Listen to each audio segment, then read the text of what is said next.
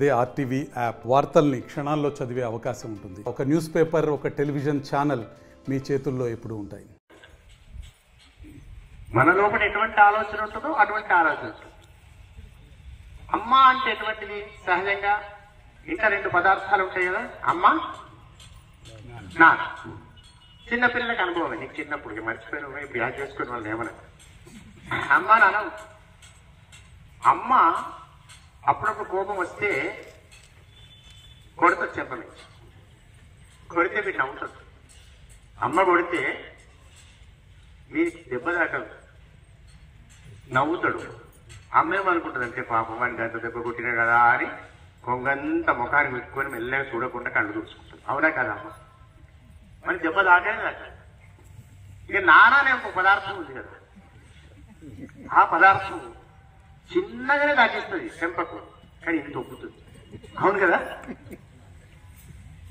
అంటే కొట్టాలని కూడా కొట్టలేక దెబ్బ దాకిందేమో అని రోజంతా కుంగిపోయేటువంటి అమ్మ, అది ప్రేమ తత్వం. బాగా చెప్తాను, అంత ప్రేమ ప్రపంచంలో ఎవరి దగ్గర ఉండదు, తల్లి దగ్గర మాత్రమే ప్రేమ ఉంటుంది.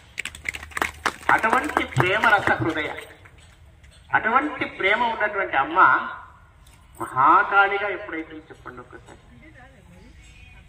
మహాకాళిగా ఎప్పుడైతే ఇదే ప్రేమ, అదే నువ్వు అమ్మవారిని చూసి ఏదైతే అమ్మా అని దండం పెడుతున్నావో, ఇక్కడ కూర్చున్న ప్రతి అమ్మను అలానే చూస్తే ఆమె ప్రేమ అలానే ఉంది.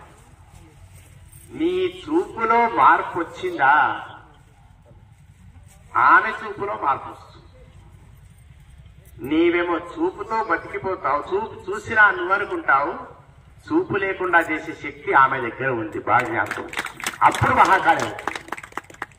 ఇంకొకసారి మహాకాళి అవుతుందండి అమ్మ. ఎప్పుడవుతుంది? పిల్లగాడు ఉన్నాడు.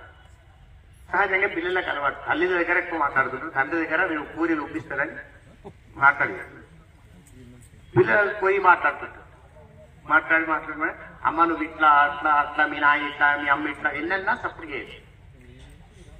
పొరపాటు వాడు నీ మొగని ఇట్లా అంటే మా నాన్నకి ఇట్లా అనడనుకోండి, ఇట్లా చూస్తుంది చూడు, ఒక్కసారి వదిలిపెడుతుంది. రెండవసారి చూసి వెనకట పూర్వకాలం ఒక పదార్థం ఉంటుంది, ఏంది ఉడిచేది ఏమంటారు, ఇప్పుడు ఉన్నదో లేదో తెలియదు కానీ అదొక పదార్థం ఉంటుండే. చీపురు గట్ట తీసుకొని వీ బలగొడుతుంది. అవునా? అవునారా? తననన్నా పట్టించుకోదు, తన వాళ్ళన్నా పట్టించుకోదు. భర్తల గురించి ఎవరన్నా ఒక్క చెడ్డ మాట మాట్లాడిందంటే వీపు బలగొడుతుంది.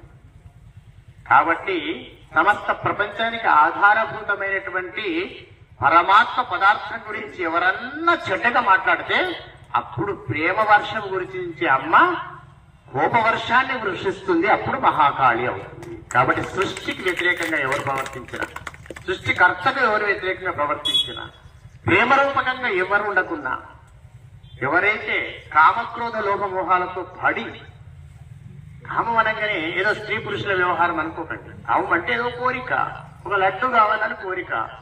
ఆ కోరిక కోసం, లడ్డు కోసం ప్రయత్నం చేసి చేసి చేసి చేసి వీరు మొత్తం ఉన్నాము, ఇల్లు అమ్ముకొని లడ్డు సంపాదించుకున్నాడు అనుకుందాం. ఆ లడ్డు తానే తినాలి. ఈ లడ్డు వైపు పంతులు చూసినా ఈ పంతులకి ఏం పనిటుంది. మరిన్ని వీడియోస్ కోసం ఛానల్ ని సబ్స్క్రైబ్ చేయండి. లేటెస్ట్ అప్డేట్స్ కోసం వాట్సాప్ ఛానల్ ని ఫాలో చేయండి. అండ్ లింక్ డిస్క్రిప్షన్ లో ఉంది.